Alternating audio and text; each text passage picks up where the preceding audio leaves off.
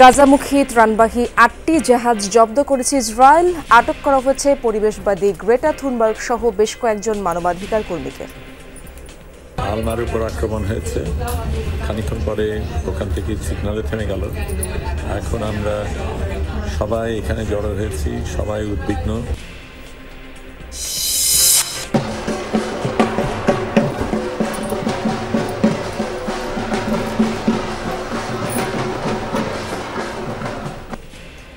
বিজয়া দশমীর বিসর্জনের মধ্য দিয়ে বিদায় নেবে দেবী দুর্গা। সমাপ্তির মাঝেই থাকে নতুন সূচনার অঙ্গীকার বিশ্বাস ভক্তকুলের। সৃষ্টিকর্তা যেগুলো সৃষ্টি করেছে তার মধ্যে দিয়ে আমরা সেই মাতৃশক্তিকে আরাধনা করি। দশমীতে আমরা কিন্তু আবার ওই যে প্রাণটা দিয়ে দেওয়া হয়েছিল আবার কিন্তু তাকে ফেরত নিয়ে আসা হয় এবং অর্থাৎ মাকে কিন্তু বিসর্জন দেওয়া হয়। পূজার ছুটিতে সরগরম কক্সবাজার রাঙ্গামাটির পর্যটন স্পট, হোটেল মোটেল কটেজ পরিপূর্ণ সবই। দর্শনার্থীদের নিরাপত্তায় টহল বৃদ্ধি।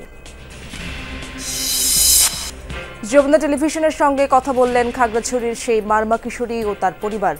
জানালেন সেদিন কি ঘটেছিল। যখন 9টা বাজার তো ছুটি হয়, বাড়িতে আসে নাই, তখন দেখতে দেখতে প্রায় 9:30 বাজে গেছে। লাস্টে আমরাও মাস্টারকে কল দিলাম, কই আমার মেয়েটা, আপনার মেয়ে তো চলে গেছে 9টা বাজে। 3 জনকে দেখছি, 3 জনের মধ্যে একজনকে চিনি, আর কিছু জানি না। জুলাই অভ্যুত্থানে শহীদের নাম ব্যবহার করে আদালতে ভুয়া মামলা, ভুলে ভরা তথ্যে 250 জন আসামি। তদন্ত প্রতিবেদন জমা দিয়েছে পুলিশ। ফ্যামিলির বাইরে অনেকে মামলাটাকে বাণিজ্য হিসেবে ব্যবহার করছে। 19 তারিখে আমাদের রাসেলের থানার সামনে কোনো গোলাগুলি হয়নি। রবিকুল নামে এটার আমি মনে করেন যে বলতে পারলাম না সঠিক। আমার ছেলের মামলার বাদে আমি নিজে। ভরা মৌসুমেও দেখা মিলছে না বড় ইলিশের। জেলেদের জালেও কালে ভাদ্রে ধরা পড়ে রূপালীর ঝিলিক। ট্রলিং বোট ও বেহুন্দি জাল নিষিদ্ধের দাবি।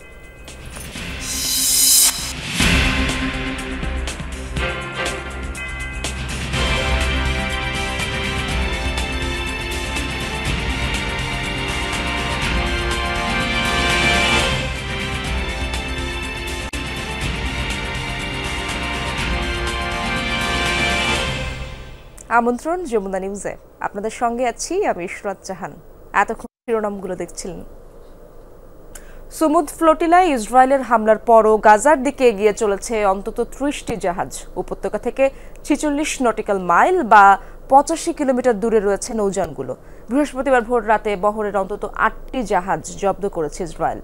আটক করা হয়েছে আলোচিত পরিবেশবিদ গ্রেটা থুনবার্গ, বাংলাদেশি আলোকচিত্রী শহীদুল আলম সহ জাহাজগুলোয় থাকা মানবাধিকার কর্মীদের।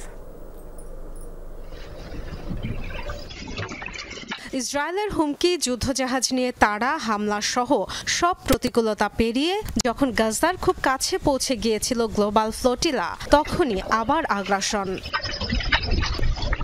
বুধবার মধ্যরাতে ঘিরে ফেলা হয় মানবাধিকার কর্মীদের বেশ কয়েকটি জাহাজ। অন্তত 8টি নৌযান জব্দের খবর পাওয়া গেছে। আটক করা হয়েছে সুইডেনের আলোচিত পরিবেশ কর্মী গ্রেটা থুনবার্গ সহ জাহাজগুলোয় থাকা মানবাধিকার কর্মীদের। আটককৃত নৌযানগুলো হলো দেইর ইয়াসিন, হুগা, স্পেক্টার, আদারা, আলমা, সাইরিয়াস, অরা এবং গ্র্যান্ডে ব্লু। বহরের আলমা জাহাজে থাকা বাংলাদেশের আলোকচিত্রী শহীদুল আলম রাতে জানিয়েছিলেন ইসরায়েলি বাহিনীর আক্রমণের শিকার হয়েছে তাদের নৌযান। একটি ভিডিও বার্তাও দিয়েছিলেন তিনি। আমরা কনসিয়াসে আছি, এই মাত্র সংবাদ আসলো যে আলমার উপর আক্রমণ হয়েছে, খানিকক্ষণ পরে ওখান থেকে সিগন্যালে থেমে গেল। এখন আমরা সবাই এখানে জড়ো হয়েছি, সবাই উদ্বিগ্ন। এখানে বসে বিভিন্ন জায়গা থেকে আমরা রিপোর্ট দিতে চেষ্টা করছি। আলমা একদম শুরুর দিকে ছিল, আমরা শেষের দিকে। কাজেই আলমার উপর যা হচ্ছে সেটা আমাদের উপরে হবে সেটাই অনুমান করা যায়। সেই কারণে আমাদের জন্য এটা বিশেষ তাৎপর্যপূর্ণ। গ্লোবাল সুমুদ ফ্লোটিলার অফিসিয়াল বার্তায় বলা হয়েছে, আটকের পর ইসরায়েলের একটি বন্দরে নেওয়া হয়েছে জাহাজগুলো। এতগুলো জাহাজ আটকের পরও ইসরায়েলের রক্তচক্ষু পরোয়া করছে না বহরের অন্য নৌযানগুলো। বাধা উপেক্ষা করে এরই মধ্যে ত্রাণ নিয়ে গাজার দিকে এগিয়ে চলেছে আরও অন্তত 30টি জাহাজ। বৃহস্পতিবার বাংলাদেশ সময় ভোর 5টার দিকে উপত্যকা থেকে 111 কিলোমিটার দূরে ছিল মেটেক এবং অল নামের দুটি নৌযান। 47টি জাহাজে 44 দেশের মানবাধিকার কর্মীদের নিয়ে গাজার দিকে যাত্রা করা সুমুদ ফ্লোটিলা গত কয়েক সপ্তাহে বারবারই ইসরায়েলি বাধার মুখে পড়েছে। এর আগে গত জুনে মানবাধিকার কর্মীদের ত্রাণবাহী ম্যাডলিন নৌবহরকে আটকে দিয়েছিল ইসরায়েল। সে সময় গাজা থেকে 110 নটিক্যাল মাইল দূরে থেমেছিল ম্যাডলিনের যাত্রা। ডরথি তাস্ট্রিন, যমুনা নিউজ। ইসরায়েলে ফিলিস্তিনি সশস্ত্র গোষ্ঠী হামাসের অভিযানের 2 বছর পূর্ণ হবে আগামী 7 অক্টোবর। এই সময়ের মধ্যে বহু হামলার চালনা এবং আক্রমণ মোকাবেলার পর আলোচনায় সংগঠনটির বর্তমান অবস্থান। বিশেষজ্ঞরা বলছেন, বড় পরিসরে তাদের প্রতিরোধ ক্ষমতা কমলেও কৌশলগত আক্রমণ, ছোট ইউনিটে দ্রুত হামলা চালানো, সামাজিক মাধ্যমে তথ্যযুদ্ধ চালানো এবং গাজার রাজনৈতিক ও সামাজিক ভিত্তিতে অবস্থান পাকাপোক্ত করার কারণে এখনও শক্তিশালী হামাস। আগামী 7 অক্টোবর পূর্ণ হবে ইসরায়েলে হামাসের অপারেশন আল আকসা ফ্লাডের 2 বছর। এই সময়ের মধ্যে কতখানি কমানো গেছে গোষ্ঠীটির সক্ষমতা, কতটুকু বদলেছে তাদের কৌশল, এসব প্রশ্নই ঘুরপাক খাচ্ছে মানুষের মনে। বিশেষজ্ঞরা বলছেন, আগের চেয়ে হামাস এখন আরও কৌশলী ও নমনীয়। ছোট ছোট ইউনিটে মর্টার বা অ্যান্টি ট্যাঙ্ক মিসাইল হামলা চালিয়ে দ্রুত সরে যায় তারা। বড় পরিসরে প্রতিরোধ করার ক্ষমতা কমে এলেও কৌশলগত আক্রমণ চালিয়ে যাচ্ছে সংগঠনটি, মনে করছেন বিশ্লেষকরা। একই সঙ্গে সোশ্যাল মিডিয়ায় প্রচারণা চালিয়ে তথ্যযুদ্ধে সক্রিয় হামাস। ফলে শুধু সামরিক নয়, কূটনৈতিক ও রাজনৈতিক ক্ষেত্রেও শক্তিশালী হয়ে উঠেছে সংগঠনটি। হামাসের সৈন্য সংখ্যা নিয়েও ধোঁয়াশা থেকেই যাচ্ছে। তাদের অপারেশনগুলো কেন্দ্রীয় নেতৃত্বের নির্দেশে হচ্ছে নাকি ছড়িয়ে ছিটিয়ে থাকা দল নিজেরা করছে, তাও নিশ্চিত নয় কেউ। হামাসের ঠিক কতজন যোদ্ধা আছে তা কেউ নিশ্চিতভাবে জানে না। অনুমান করা হয় প্রায় 30,000 পর্যন্ত হতে পারে। তবে এ ধরনের গোষ্ঠীর সঠিক সংখ্যা নির্ধারণ সবসময় কঠিন। এখন প্রশ্ন থেকেই যায়, হামাসকে কি আসলে নির্মূল করা সম্ভব? বিশ্লেষকরা বলছেন, তাদেরকে পুরোপুরি ধ্বংস করা বাস্তবে প্রায় অসম্ভব। কারণ হামাস কেবল একটি সামরিক সংগঠন নয়, গাজার রাজনৈতিক ও সামাজিক ভিত্তিতে গেঁথে আছে গোষ্ঠীটি। হামাস মূলত একটি রাজনৈতিক আন্দোলন। গাজায় ক্ষমতা নেয়ার পর তাদের সদস্য সংখ্যা, প্রশিক্ষণ ও অস্ত্রশস্ত্র অনেক বেড়ে গেছে। এখন উপত্যকার নিরাপত্তা বাহিনী ও হামাসের মধ্যে পার্থক্য বোঝা কঠিন, কারণ হামাসের সদস্যরাই পুলিশ ও নিরাপত্তার দায়িত্বে আছে। বিশেষজ্ঞরা মনে করেন, শীর্ষ নেতৃত্বকে হত্যার মাধ্যমে সংগঠনকে দুর্বল করা গেলেও স্থানীয় সমর্থন, ছড়িয়ে থাকা নেটওয়ার্ক ও পুনর্গঠনের সক্ষমতা প্রতিবার আরও শক্তিশালী রূপে ফিরিয়ে আনে হামাসকে। রেজওয়ানা সাইমা, যমুনা নিউজ। দর্শক, শারদীয় দুর্গোৎসবের শুভেচ্ছা। আজ বিজয়া দশমী। 5 দিন ব্যাপী শারদীয় দুর্গোৎসবের শেষ দিন আজ। প্রতিমা বিসর্জনের মধ্য দিয়ে শেষ হবে সনাতন ধর্মাবলম্বীদের প্রধান ধর্মীয় উৎসব। দর্শক, আমার সহকর্মীদের কাছ থেকে সেখানকার বিভিন্ন মণ্ডপের খবরাখবর জানার চেষ্টা করব। দেখতে পাচ্ছি আমার 3 সহকর্মী আমাদের সাথে যুক্ত আছেন। প্রথমেই যাব রাজধানী ঢাকেশ্বরী মন্দিরে। আমার সহকর্মী সুমাইয়া ঐশী সেখানে রয়েছেন। ঐশী, শারদীয় দুর্গোৎসবের শুভেচ্ছা, শুভ সকাল। কেমন দেখছেন মণ্ডপে? দর্শনার্থীরা অবশ্যই ভিড় করছেন, সবার খবর জানাবেন। বিজয়া দশমীর শুভেচ্ছা আপনাকেও। আজকে একদম সকাল থেকে একটা বিজয়া দশমীর যে আমেজ সেটি টের পাওয়া যাচ্ছে। কারণ একদম সকালে যখন আমরা এসেছি তখনও পূজা শুরু হয়নি, তবে প্রস্তুতি শুরু হয়েছে, ঢাকের তাল শুনতে পেয়েছি। এখন কিন্তু একে একে যত বেলা বাড়ছে ভক্তদের সংখ্যা, ভক্তের আনাগোনা বাড়ছে। তবে এখনো পর্যন্ত পূজার যে মূল আনুষ্ঠানিকতা বা যে আচার সেটি শুরু হয়নি। আমরা জানতে পেরেছি যে মোটামুটি 8টার পর শুরু হওয়ার কথা এবং 9:30 10টার মধ্যে বিহিত পূজা, একই সঙ্গে যেই আরতি এবং পুষ্পাঞ্জলি, ঘট বিসর্জন, দর্পণ বিসর্জন, এই আচারগুলো সম্পন্ন হবে মোটামুটি 10টার মধ্যে। এবং 10টার পরপরই আসলে সিঁদুর খেলা শুরু হবে বলে আমাদেরকে জানিয়েছেন এখানকার যারা কর্তব্যরত আছেন, পুরোহিত আছেন তারা। তবে প্রতি বছর আমরা যেমনটি দেখি যে সিঁদুর খেলা কিন্তু 11টার বা 11:30টার পর শুরু হয়। গত বছরও প্রায় 12টার দিকেই সিঁদুর খেলার যে মূল আনুষ্ঠানিকতা শুরু হয়েছিল সেটি শুরু হয়েছিল। এবছর তারা বলছেন যে যেহেতু এবার সন্ধ্যার আগেই প্রতিমা বিসর্জন দেওয়ার যেই নির্দেশনা রয়েছে, অর্থাৎ সন্ধ্যা 7টার আগে প্রতিমা বিসর্জন দেওয়ার যে নির্দেশনা দেওয়া হয়েছে, সে কারণে এবার সময় বেশ কম হাতে। ফলে একদম 10টার মধ্যে সমস্ত পূজার কার্যক্রম শেষ করে সিঁদুর খেলা 10টার মধ্যে শুরু করার পরিকল্পনা আছে কর্তৃপক্ষের। এবং আমরা কিন্তু যেমনটি জানি যে ঢাকেশ্বরী জাতীয় মণ্ডপের যেই প্রতিমা, দুর্গা প্রতিমা, এটি কিন্তু স্থায়ী প্রতিমা, এটি বিসর্জন হয় না, এই প্রতিমা বিসর্জন হয় না।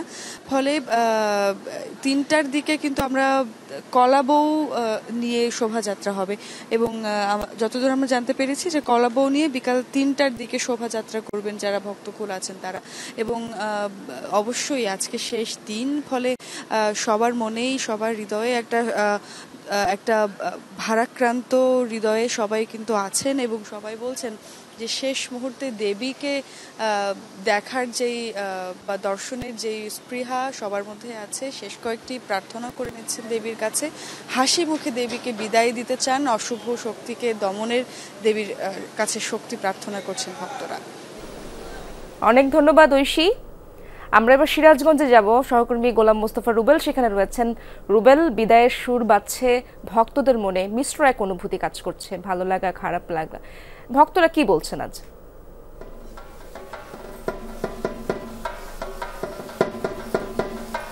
ঐশী, বিজয়ের শুভেচ্ছা। আসলে ইতিমধ্যেই কিন্তু সেই বিজয় দশমীর যে কার্যক্রম সেটি কিন্তু শুরু হয়ে গেছে। আমি রয়েছি সিরাজগঞ্জের বেলকুচি উপজেলার ঐতিহ্যবাহী সেই আমাদের বন্ধু সেবা সদনে। মূলত এটি সাজানো হয়েছে পুরোটাই তাঁতশিল্পে সমৃদ্ধ করা সিরাজগঞ্জের বেলকুচি উপজেলার সকল ঐতিহ্যকে তুলে ধরে।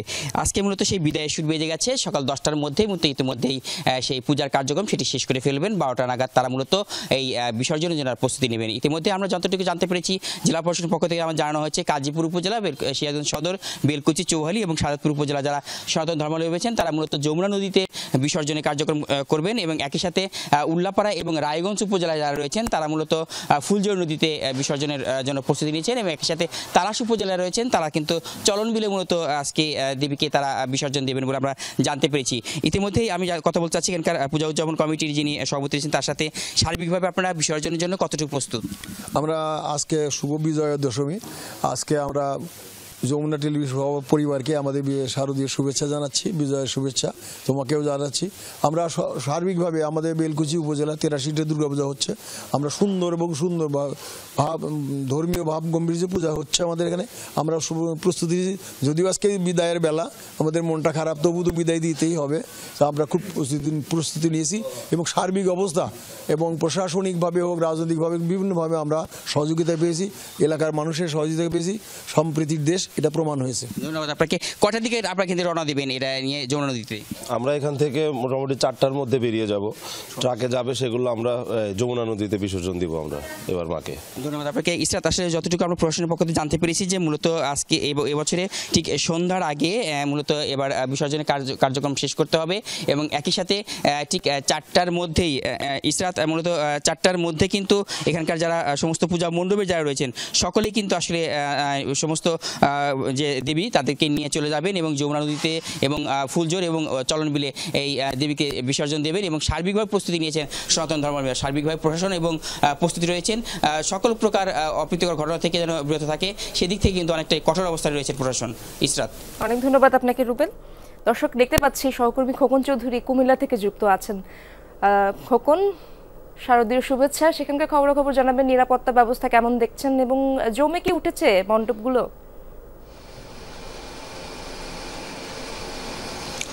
হ্যাঁ ইশরাত, নিরাপত্তার কথা যদি বলতে চাই, এই বছর কিন্তু আসলে কুমিল্লার যে 818টি পূজা মণ্ডপে পূজা অনুষ্ঠিত হচ্ছে সব জায়গায় কিন্তু আসলে কড়া নিরাপত্তার মধ্য দিয়েই কিন্তু এবছর পূজা উদযাপিত হয়েছে এবং শান্তিপূর্ণভাবে কিন্তু কুমিল্লার যে পূজার যে কাজ, আজ বিজয়া দশমী চলছে, বিজয়া দশমী পর্যন্ত কিন্তু শান্তিপূর্ণভাবেই পূজা অনুষ্ঠিত হচ্ছে। তো আসলে এই বিজয়া দশমী আজকে মা দেবী দুর্গার বিদায়ের দিন, সেই বিদায়ের দিনকে কিন্তু যতটা আনন্দের তার মধ্যে বেদনার ছাপও আমরা দেখতে পেয়েছি যারা ভক্তবৃন্দ রয়েছেন। তো তাদের মধ্যে একজন ইয়াং ভক্ত রয়েছেন, আমরা তার কাছে জানতে চাইবো এবছর তো কেমন আনন্দ করলে, আজকে তো মায়ের বিদায়, কেমন লাগছে? পূজা তেমন ছিল, মানে আনন্দ তেমন কিছু পাই নাই, আগেও যা হয়েছে আপনারা সবাই জানেন কি হয়েছে। এখন দশমী শেষ সময়, স্বাভাবিক আমাদের সবার খারাপ লাগতেই পারে। ধন্যবাদ ভাই। বলছিলেন আসলে আজকে বিজয়া দশমী, কিছুক্ষণ পরেই কিন্তু এখানে যারা ভক্তবৃন্দ রয়েছেন তাদের মধ্যে সিঁদুর খেলা শুরু হবে এবং বিকেল থেকেই কিন্তু তাদের যে প্রতিমা বিসর্জনের সেগুলো কিন্তু কার্যক্রম শুরু হবে। তো এখন পর্যন্ত কিন্তু কুমিল্লার যে সবগুলো পূজা মণ্ডপে কিন্তু আসলে উৎসবমুখর পরিবেশেই এবছর পূজা উদযাপিত হয়েছে এবং যারা ভক্তবৃন্দ রয়েছেন তারা চাচ্ছেন যে আগামী দিনগুলোতে যাতে যে সামাজিক বন্ধন সেটিকে অটুট রেখে যাতে এইভাবে পূজা উদযাপন করতে পারে, তাদের কিন্তু কামনা এটি। এবং আজকে মায়ের বিদায়ের দিনও তাদের প্রত্যাশা থাকবে আগামী দিনগুলো যাতে সুন্দর এবং সমৃদ্ধ বাংলাদেশ হয়, সেই প্রত্যাশাটাই থাকবে। ইশরাত, অনেক ধন্যবাদ আপনাকে।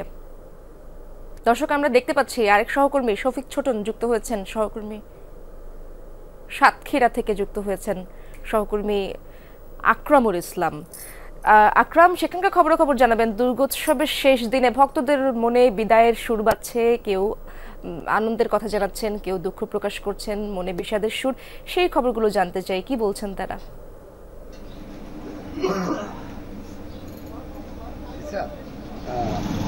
শারদীয় দুর্গোৎসবের আজকে যে সিঁদুর খেলায় মেতে উঠবেন সনাতন ধর্মাবলম্বী যারা বিবাহিত নারীরা রয়েছে, তারা তাদের দেবী দুর্গার মায়ের কপালে সিঁদুর দিবেন এবং পাশাপাশি তারা নিজেদের মধ্যেও কিন্তু সিঁদুর একে অপরকে দিবেন, পাশাপাশি তাদের যে সবার প্রতি মঙ্গল কামনা করবেন। এবং যে সাতক্ষীরা জেলায় 588 মন্দিরে এবার শারদীয় দুর্গোৎসব অনুষ্ঠিত হচ্ছে এবং দুর্গোৎসবে অন্যবারের থেকেও এবার মানুষদের মাঝে একটি উৎসাহ, আনন্দ, উদ্দীপনা আমরা দেখতে পেয়েছি। পাশাপাশি আইন শৃঙ্খলা বাহিনীর পক্ষ থেকেও কিন্তু ব্যাপক নিরাপত্তা ব্যবস্থা এবার নেওয়া হয়েছিল, সেটি এখনো চলমান রয়েছে।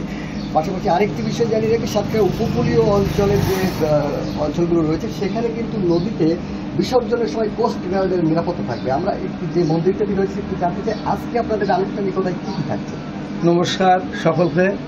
শিবপুর পালপাড়া মন্দিরে 58তম বছরের শারদীয় উৎসবে সকলকে শুভেচ্ছা অভিনন্দন জানাচ্ছি। আজকের আমাদের দশমী পূজা দর্পণ বিসর্জনের মধ্য দিয়ে দেবী দুর্গাকে আমরা বিদায় জানাবো। তো এই যে বিদায় জানাবেন, বিদায় বেলায় আপনাদের এখন কেমন লাগছে? অত্যন্ত কষ্টদায়ক। আর 5 দিন ব্যাপী বাংলাদেশের মানুষ, পৃথিবীর সকল সম্প্রদায়ের মানুষ, সনাতন সম্প্রদায়ের মানুষ যে আনন্দে মেতে ওঠে, আজকে একটু পরে তার শেষ পরিসমাপ্তি হবে দর্পণ বিসর্জনের মধ্য দিয়ে। আমরা বাঙালি মানুষ সবাই আমরা শারদীয় দুর্গোৎসব আমাদের প্রধান ধর্মীয় উৎসব, আমরা আনন্দ সহকারে এটা পালন করে থাকি। কিন্তু একটু পরে যখন শেষ হবে, মানুষের মাঝে যে বিরহ, মাকে হারানোর যে বেদনা, সেটা সবাই অনুভব করবে। তো ইসরাত, আনন্দের মাঝেও যে বিদায়ের সুরে বিদায় বেলায় যে ভক্ত অনুসারীদের কিন্তু মন খারাপ হচ্ছে। ইসরাত, আকরাম, অনেক ধন্যবাদ। দর্শক, যেমনটা জানাচ্ছিলেন আকরাম বা আমার অন্য সহকর্মীরাও, আনন্দের মাঝেও বিদায়ের সুর এবং একই সাথে কল্যাণ কামনা করে সবাই দেবী দুর্গাকে বিদায় জানাবেন সেই কৈলাসে। দেবীর আগমন যেমন আনন্দের, তেমনি বিসর্জনে বাজে বিদায়ের সুর। তবে এই বিসর্জন শুধুই প্রতিমার নিমজ্জন নয়, বরং এর মাঝেও লুকিয়ে আছে যাপিত জীবনের গভীর দর্শন। সনাতন ধর্মাবলম্বীদের বিশ্বাস, সমাপ্তির মাঝেই থাকে নতুন সূচনার সম্ভাবনা। তাই তো বিসর্জনের পরও ভক্তদের বিশ্বাস, আসছে বছর আবার আসবেন দুর্গতিনাশিনী। প্রতিমা নিরঞ্জনের মধ্য দিয়ে আদতে প্রকৃতিরই আরাধনা করা হয় বলেও মত অনুরাগীদের।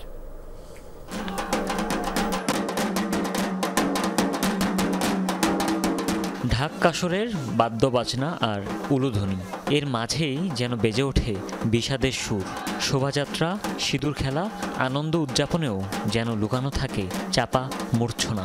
কেননা বিসর্জনের মধ্য দিয়েই নেমে আসে দুর্গোৎসবের যবনিকা।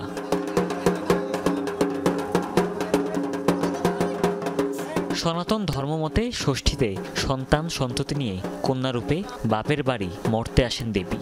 দশমীতে বিদায় নিয়ে ফিরে যান স্বামীর বাড়ি কৈলাসে। এই আগমন ও প্রস্থানের মধ্যেই চলে 5 দিনের শারদীয় মহাযজ্ঞ।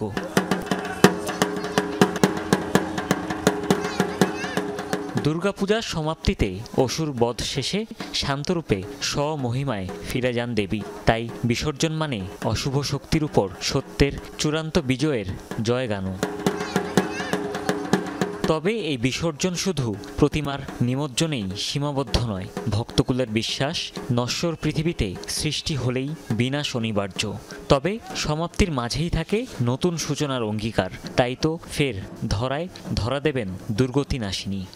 সনাতনীরা কখনো শুধুমাত্র মাটির বা খড়ের মূর্তিকে পূজা করে না, তার ভিতরে যে ভাবার্থ রয়েছে, অর্থাৎ মন্ত্রপুত তাকে যে চিন্ময়ী রূপ দেওয়া হয়, তার মধ্যে প্রাণ প্রতিষ্ঠা করা হয়। এবং দশমীতে আমরা কিন্তু আবার ওই যে প্রাণটা দিয়ে দেওয়া হয়েছিল আবার কিন্তু তাকে ফেরত নিয়ে আসা হয় এবং অর্থাৎ মাকে কিন্তু বিসর্জন দেওয়া হয়। এবং এটি দেখেন মানুষের জীবনেও এরকম, কিন্তু মানুষের জীবনে একবার জন্ম হয়, আবার তার একটি বিসর্জন হয় বা একটা মৃত্যু হয়। প্রতিমা গড়ার মূল উপাদান মাটি ও জল। সেই জলেই দশভুজা দেবীর বিসর্জন। প্রকৃতি থেকে এসে আবার প্রকৃতিতেই ফিরে যাওয়া যাপিত জীবনের এক গভীর মহাচক্র। মাটির প্রতিমা পুজো করি, এটা প্রকৃতির পুজো। সনাতন ধর্ম প্রকৃতি থেকেই সৃষ্টি এবং এই যার জন্য আমাদের পুজো দিয়ে গাছপালা, ফল ফুল, প্রকৃতির যে যে জিনিস সৃষ্টিকর্তা যেগুলো সৃষ্টি করেছে তার মধ্যে দিয়ে আমরা সেই মাতৃশক্তিকে আরাধনা করি। আমাদের বেদে বলা আছে একম এব দ্বিতীয়ম, ঈশ্বর এক এবং অদ্বিতীয়। এই যে বহু হতে পারেন, এই বহু থেকেই আমাদের এই প্রকৃতির পুজো। চক্ষুদানের মাধ্যমে ত্রিনয়না দেবীর প্রাণ প্রতিষ্ঠা। দশমীতে দর্পণের মাধ্যমে নিজ হৃদয়ে তা ধারণ করেন বলে বিশ্বাস সনাতনীদের। তাই প্রতিমার বিসর্জন হলেও দেবী থেকে যান ভক্তদের মননে। হুমায়ুন রশিদ, যমুনা নিউজ। খাগড়াছড়িতে যে মারমা কিশোরী ধর্ষণ ইস্যুকে কেন্দ্র করে ৩ জনের প্রাণ গেল, উত্তপ্ত জনপদে পরিণত হলো পুরো জেলা। সেই ভিকটিম কিংবা তার পরিবার মামলা করা ছাড়া প্রকাশ্যে কথাই বলেনি। ঘটনার সপ্তাহখানেক পর প্রথমবার মুখোমুখি হয়েছেন যমুনা টেলিভিশনের সামনে। কি বলেছেন তারা, কিভাবে ঘটনা ঘটেছে, সবকিছু নিয়ে কথা বলেছেন সহকর্মী রিয়াজ রায়হান, ছবি তুলেছেন জিহাদ ইসলাম। ভুক্তভোগীর বাড়ি থেকে ঘটনাস্থল ১০০ মিটারের মধ্যে। বাসায় পাওয়া যায় তার বাবাকে, যিনি মামলার বাদী। জানান তিনি সহ আরো কয়েকজন ঠিক বাড়ির সামনের চায়ের দোকানে ছিলেন তখন। সব সময় আমার মেয়েটা প্রাইভেট পড়ে ওখানে, আমরা সব সময় দোকানের সামনে দোকানে অপেক্ষা করে থাকতাম। ৯টা পার হয়ে গেছে, আসে নাই। কোচিং শিক্ষকের কাছে জানতে চাই ঠিক কখন বাড়ি ফেরার উদ্দেশ্যে বেরিয়েছিল কিশোরীটি। ৬টা থেকে ৯টা পর্যন্ত পড়ার পর হচ্ছে ৯টার দিকে বাইরে হয়ে গেছে, এটুকু। তারপর হচ্ছে আমি কিছু জানি না। ভিকটিম যেটি বলেছে, মূলত প্রাইভেট পড়ে বের হওয়ার পর এই যে জায়গাটি রয়েছে সেখান থেকে তাকে পেছন থেকে একটি ইট মারা হয়। ইট মারার পর তিনি যখন পেছনে ফিরে তাকান তখনই তাকে মুখ চেপে অজ্ঞান করে নিয়ে যাওয়া হয়। পিছন থেকে ইট মারছে, আমি এরকম ফিরে দেখছি, তারপর আমাকে মুখ চেপে নিয়ে যাওয়া, কিছু জানি না।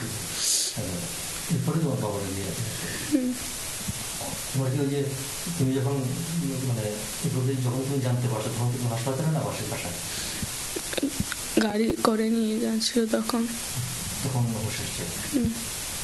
এলাকা খুঁজে ফেলছি, পাই না। পরে প্রায় 11টার দিকেই, প্রায় 11টা পার হয়ে গেছে। খোঁজার পরেই তারপরেই অনেকে এদিকে ঘুরছি, তো ঘোরার পরে এখানে কিছু আছে, ওর ভিতরে পাইছে ওনাকে। ভুক্তভোগী, তার পরিবার ও এলাকাবাসীর দেখানো সেই স্পটের দিকে আমরা, যেখান থেকে অচেতন অবস্থায় উদ্ধার করা হয় সেই কিশোরীকে। যেখান থেকে নিয়ে যাওয়া হয় তাকে, সেখান থেকে এর দূরত্ব মাত্র 30 থেকে 50 মিটার। শিক্ষার্থীর পরিবার এবং পাড়া প্রতিবেশীর ভাষ্য অনুযায়ী সেই যেটি দেখিয়েছিলাম, যে ঘর থেকে বের হওয়ার পরে রাস্তার উপর থেকে অপহরণ করা হয়, সেখান থেকে মূলত এই যে পথটি রয়েছে, পাশেটি নির্মাণাধীন ভবন, তার পাশ থেকে এই যে এখানে পানি, তারপরে অনেকগুলো জঙ্গল, ওদের জমি, সেই জমি পেরিয়ে মূলত শিক্ষার্থীকে নিয়ে যাওয়ার অভিযোগ রয়েছে। এই পথ ধরে একেবারে যে রাস্তাটি রয়েছে এখান থেকে ঠিক এই জায়গাটিতে না, ঠিক এই জায়গাটিতে তাকে পাওয়া যায়। এবং এখানে যারা স্থানীয় আছেন তারা এসে বলছেন যে এখনও ধান যে গাছগুলো রয়েছে সেই গাছগুলো পড়ে আছে ঠিক এই জায়গা থেকে। মূলত এখন পর্যন্ত এখন আমরা যদি একটু দেখানোর চেষ্টা করি, পানি এবং কাদা রয়েছে, দেখতে পান যে এখানে প্রচুর পানি এবং কাদা রয়েছে, অন্তত হাঁটু সমান না হলেও কিছুটা তার কাছাকাছি পানি এবং কাদা রয়েছে, এই জায়গাটিতে তাকে পাওয়া যায়। আবারও ফিরে যায় ভুক্তভোগীর বাবার কাছে। তিনি ধর্ষণের অভিযোগে মামলা করেছেন, যদিও খাগড়াছড়ি সদর হাসপাতালের মেডিকেল রিপোর্টে এর কোনো আলামত মেলেনি। এত কাছ থেকেও কোনো শব্দ পায়নি কেউ। গ্রামের পোলাপান পাড়া সব মানে খোঁজাখুঁজি করলাম, তারপরে আমরা ওই ধান খেতে একটা ওই যুগ আসে, ওইখানে পাওয়া গেল মেয়েটাকে। তো আর কি আর করবো আমরা, ওই তারপরে বাড়িতে নিয়ে আসলাম। বাড়িতে নিয়ে আসে একটা খুব খারাপ অবস্থা, এই জন্য আমরা হাসপাতালে নিয়ে গিয়ে ওখানে মানে ট্রিটমেন্ট করছে আর কি। মেডিকেল রিপোর্ট দিয়েছে, ওটাতে নেগেটিভ আসছে। তো আপনারা কি মনে করেন কি না এটাতে কোনো সমস্যা আছে? এটা তো এখানে এখন সব তো প্রশাসনের মাধ্যমে আমাদেরকে, আমরা রিপোর্ট খুঁজলাম, রিপোর্টও দেয় নাই। তো এখন কি করার আছে, আমাদেরকে তো কিছু করার নাই। প্রশাসনের কর্তা ব্যক্তিদের সঙ্গে এ নিয়ে কথা হয় আমাদের। তদন্তাধীন এবং বিচারাধীন বিষয়ে চূড়ান্ত মতামত না দিয়ে সবাইকে শান্তিপূর্ণ পরিবেশ বজায় রাখার আহ্বান জানান তারা। আমরা তো জনসাধারণের উদ্দেশ্যেই বলছি যে হলো আপনার হচ্ছে বিষয়টি নিয়ে যাতে সবাই সংযত আচরণ করে, এবং আমরা যা করছি এখন জনসাধারণের উদ্দেশ্যই করছি। আজকেও আমরা আলোচনা করেছি এবং এই বিষয়ে আপনাদেরও সহযোগিতা প্রয়োজন, সামাজিক যোগাযোগ মাধ্যম সহ অন্যান্য কোথাও যাতে না ছড়ায় সে বিষয়ে বিশেষ করে আপনার, এবং যেহেতু আপনি স্পট ভিজিট করেছেন আপনারও সহযোগিতা প্রয়োজন। ভিকটিমের যে বাবা, তার সাথে কথা বলছি, তারা বলছেন যে এটি তারা বিচার দিয়েছেন, মামলা করেছেন।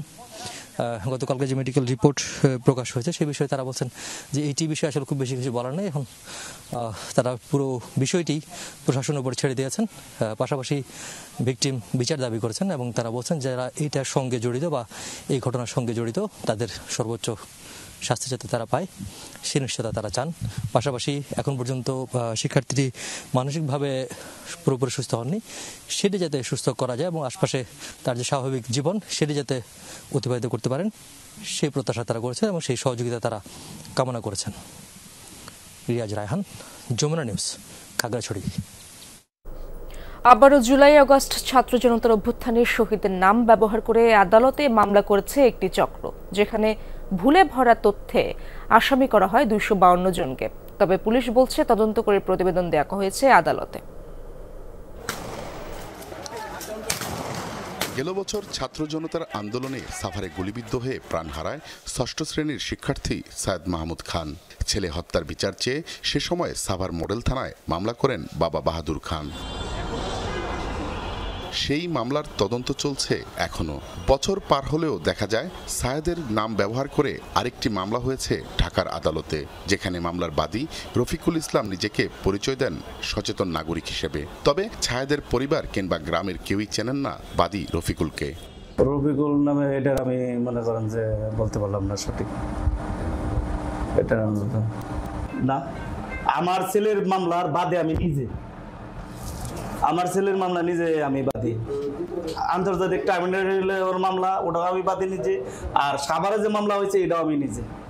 আদালতে দাখিল করা মামলার বিবরণীও ভুলে ভরা। সায়েদ মাহমুদ 20 জুলাই বিকেলের সাভারের গুলিবিদ্ধ হয়ে মারা গেলেও অভিযোগপত্রে উল্লেখ করা হয়েছে 19 জুলাই। ঘটনাস্থল দেখানো হয়েছে আশুলিয়া থানার সামনে, অথচ বৈষম্য বিরোধী ছাত্র আন্দোলনের নেতা কিংবা স্থানীয় কারো কাছে নেই এমন কোনো তথ্য।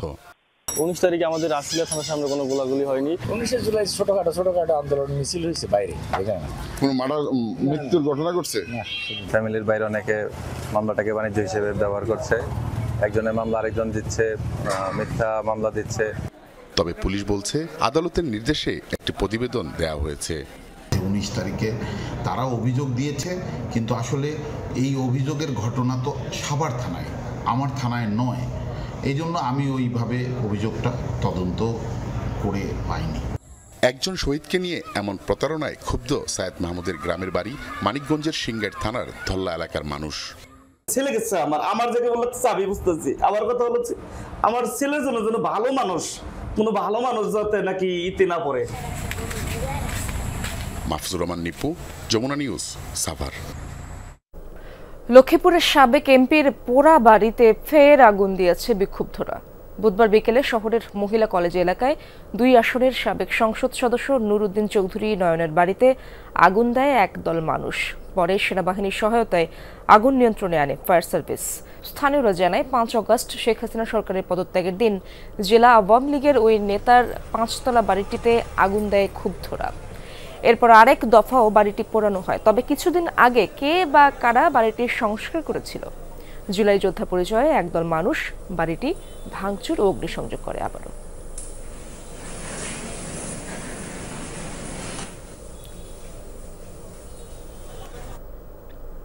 চাঁদপুরের ফরিদগঞ্জে আগুনে পুড়ে এক নারীর মৃত্যুর ঘটনায় প্রতিপক্ষের বাড়িতে আগুন দিয়েছে নিহতের স্বজন ও স্থানীয়রা।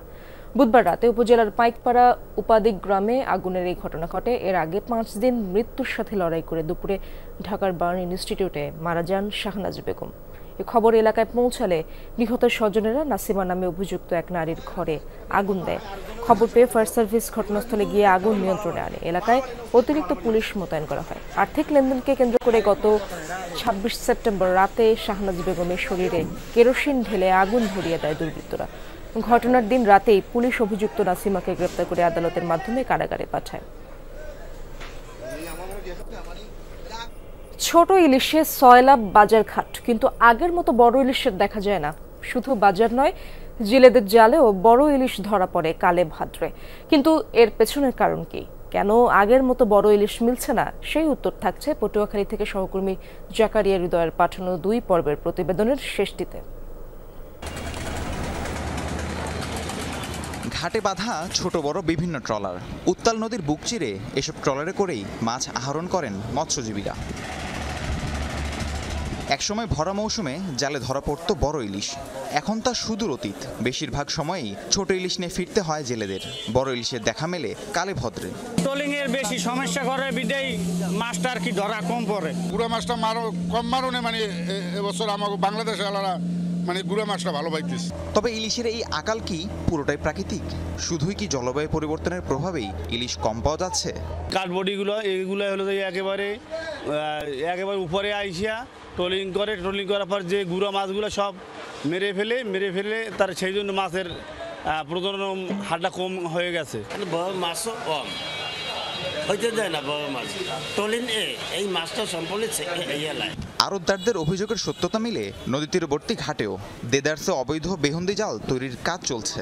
নদীমোহনায় ট্রলিং বোটের দেখাও মিলছে হরহামেশায়।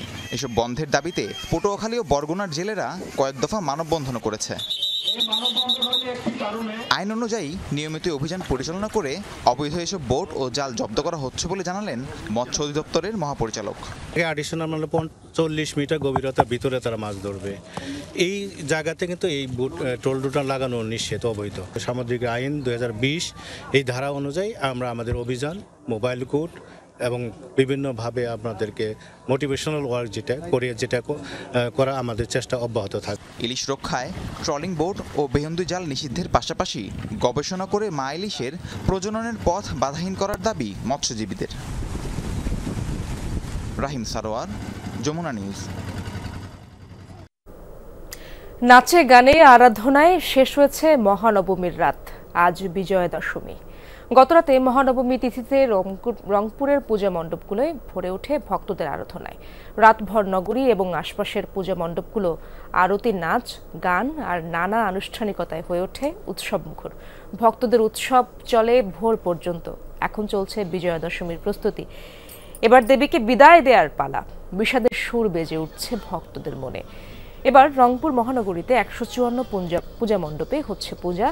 রংপুর বিভাগে 5000-এরও বেশি পূজা মণ্ডপে চলছে উৎসব ও দেবী বিদায়ের প্রস্তুতি।